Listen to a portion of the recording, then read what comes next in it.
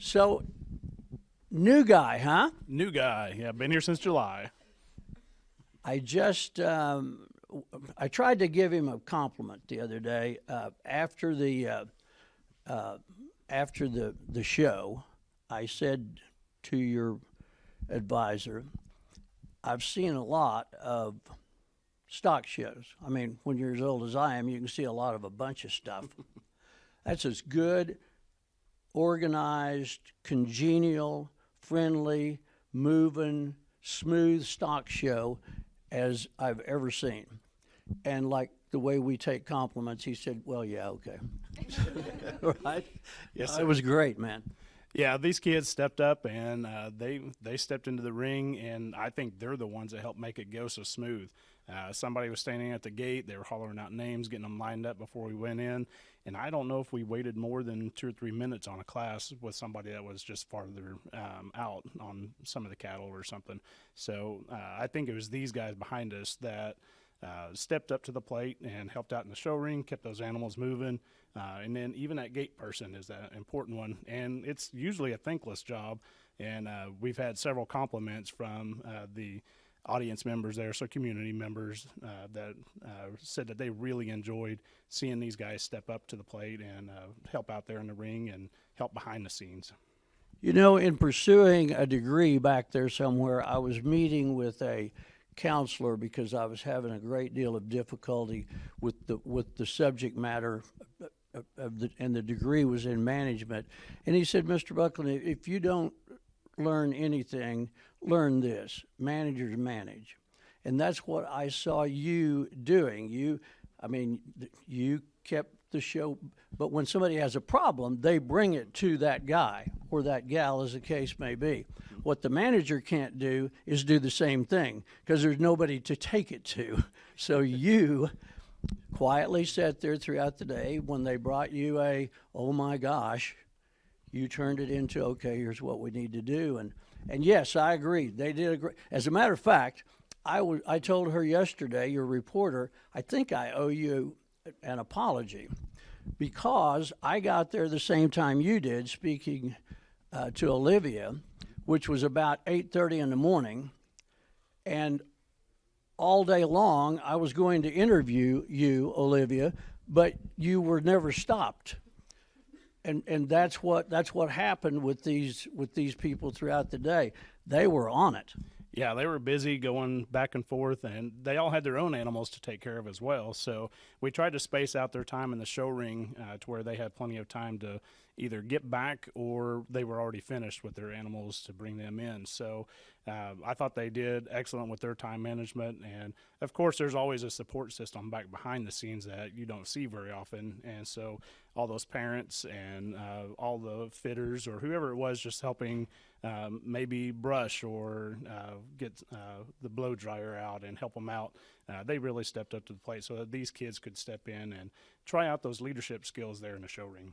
You don't lots of times see those behind the scenes, but you hear them. About 8 times during the day, I heard, Bria, we need you to show an extra. Yeah, and that was the amazing thing, too, is these kids stepped up, and not just the officers, but all of them stepped in. If there was a championship drive and there was an exhibitor that had 2 or 3 that was in it, you didn't see them argue and try to fight them or anything. They just grabbed onto the lamb, grabbed onto the goat, whatever it was that needed to be shown. And they stepped up to the plate and stepped out there in the ring, even though it wasn't their animals and they had never worked with them before. So those kids did a really good job of stepping in and helping out when it was needed. Not just the officers, all the kids out behind the scenes in the barn. Well, we are, the community, incredibly thrilled with you being here. So stay with us a while, and you'll watch these people continue to soar. They've got stuff coming up that you're going to be going, that was pretty cool. Yeah, and that's the fun part. We spend so much time with them. We get to know them really well, and we sit and watch them as they continue on after graduation, and we like hearing those reports back. I sit and talk probably for 2 hours to a former student the other day. He's working at a feedlot in Nebraska, and he was just giving me all the updates. So it's fun to hear all those updates on the former students and see how they see what their path is as they go along in adulthood, and see if we had any contributions to that. I saw a cartoon the other day of a guy that was on his deathbed, and a reporter is interviewing him. He says, "You're 92 years old. What's your biggest accomplishment? You're about to pass away. What's your biggest accomplishment in life?" And he said, "Well, I will have gone my entire life never having to use algebra." Okay, so I lead into this with that. You're teaching stuff that is used on a daily basis. Yeah, whether we're out in the shop or here in the classroom, out in the ag barn, it's stuff that, and even if it's an ag barn and they are messing with animals today, they may never raise livestock whenever they leave here and graduate, but I guarantee you they have learned some responsibility, some work ethic, and some just work drive that is sometimes missing today. So just those little things like that that they can continue on with is fun to watch them develop and grow in those skills. Man, I appreciate all that you're doing in the community. Thank you, and thank you for this. And we'll do this a couple of times during the year just to kind of check on you, you know? All right, come on down. I'm going to call on one more person before we go. Stetson, step up here. I have a question for you. And in talking to the ag instructor about the stock show this weekend, showmanship, show-personship was a big thing. And one of the things that this show does is have, I don't know what the term is, alumna show people. People that have gone before you, and there was another Mr. Nix that kept winning the showmanship awards. Were you okay with that judging going on, or would you have done it somewhat differently? I was pretty okay with it, to be honest with you. Yeah, what's a guy going to say, right? Not going to throw Dad under the bus? No.